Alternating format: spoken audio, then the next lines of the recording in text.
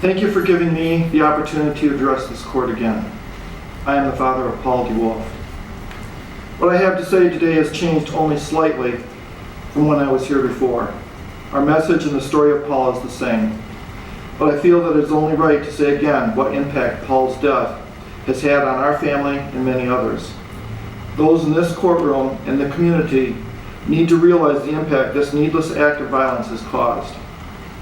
Everyone in this room is impacted to some degree, either by the events that brought us here today or potentially by ways that Paul would have potentially impacted us with his skills and wisdom as a doctor, armed service officer, fellow student, son, brother, and potentially as a husband and a father. Paul grew up loving Superman. People that knew him remember him often wearing a Superman shirt. He truly was a Superman. Because of Shaquille's actions on the night of July 23, 24, the superhero of our family and life has now been taken from us. At the time of Paul's death, he was a second lieutenant in the Air Force. By now, he would have been a captain. He was looking forward to being a flight surgeon working at VA hospitals and at Air Force bases, both in the U.S. and abroad. Paul's passion was to help those that had served our country. I'd like to share a brief letter from a lifetime friend of Paul's, who is not able to be here today. Your Honor, the first time I heard about my best friend Paul's death, I was coming home from a mission in Afghanistan, where I provided security for the chairman of the Joint Chiefs of Staff. I often wonder if I could have made a difference if I had happened to be visiting Paul. Maybe I could have stopped that horrible situation which has brought me much pain and sadness in my life. I'm trained to provide security for the leaders of the country. Surely I could have saved my best friend, right? I often think of the many things that we will never be able to do together.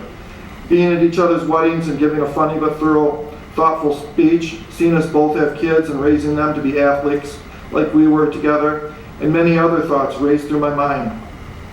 But there's one that stands out the most. When Paul was taken from this earth, I lost the chance to serve our country with my best friend, a very rare thing in the military. While serving, you meet some great people and become close to them during work, training, and deployments.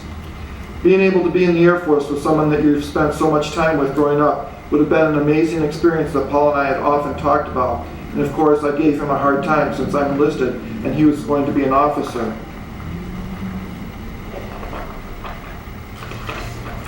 Now I'll never get the chance to form the military brotherhood with Paul that I already have with so many people. I lost my best friend, brother in arms, and someone who I truly looked up to because of the sections of a few men. Respectfully submitted, Staff Sergeant Chad Holling. God has been there for us as we have had to deal with intense pain, anguish, hatred, bitterness, sleepless nights, agonizing thoughts, and unanswered questions. In order for these not to consume us, I realize that I must take the path of extending forgiveness to those that have caused my son's death. This does not mean that I condone the actions. Working on forgiveness will free me from a lifetime of bondage to a bitter and hardened heart. Forgiving doesn't mean I see the perpetrators as innocent. They are still guilty and must experience the consequences of their actions.